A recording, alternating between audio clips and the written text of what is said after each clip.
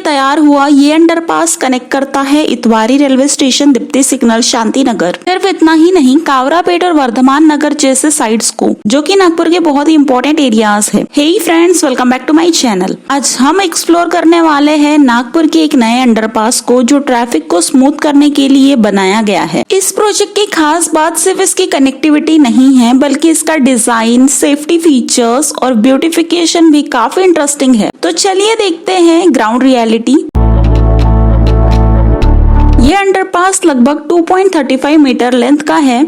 यहाँ व्हीकल्स के लिए 30 किलोमीटर पर आवर की स्पीड लिमिट रखी गई है। इसके थ्रू इतवारी रेलवे स्टेशन का एरिया, दीप्ति सिग्नल, शांति नगर साइड और आने वाले लोगों के लिए कावरापेट और वर्धमान नगर का ट्रैफिक कनेक्टिविटी मिलेंगी। पहले इस रूट पर ट्रैफिक कंजेशन और वेटिंग टाइम के बाद में एक बड़ी प्रॉब्लम सॉल्व हो गई है, लेकिन इस अंडरपास के स्टार्ट होने के बाद में डेली कम्यूटर्स को एक अल्टरनेटिव रूट मिल गया है। इस अंडरपास प्रोजेक्ट के टोटल कॉस्ट है लगभग 30 करोड़। अगर आप इसका डिजाइन देखें तो यहाँ आपको प्रॉपर प्लानिंग की गई है। एंट्री और एग्जिट पॉइंट पर क्लियर साइन बोर्ड्स लगाए गए हैं। रोड पार्किंग और प्रॉपर की गई है, जिससे ड्राइवर्स को डायरेक्शन समझने में आसानी हो।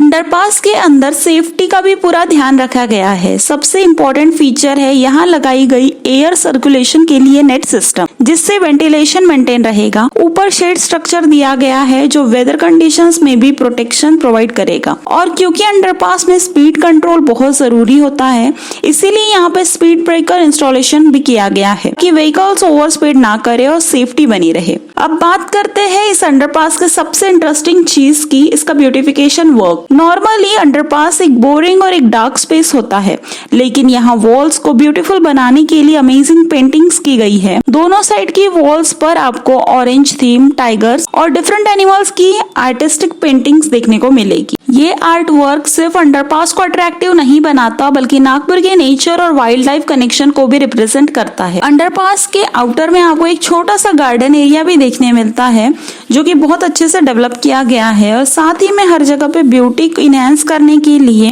यहाँ पे छोटी छोटी प्लांटेशन भी किए गए हैं। ग्रीनरी और आर्ट वर्क के कॉम्बिनेशन से ये अंडरपास एक नॉर्मल ट्रांसपोर्ट स्ट्रक्चर की जगह पर एक एस्थेटिकली डिजाइन्ड स्पेस बन गया है। अब देखना ये होगा कि पब्लिक के लिए ये रूट कितना हेल्पफुल साबित होता है।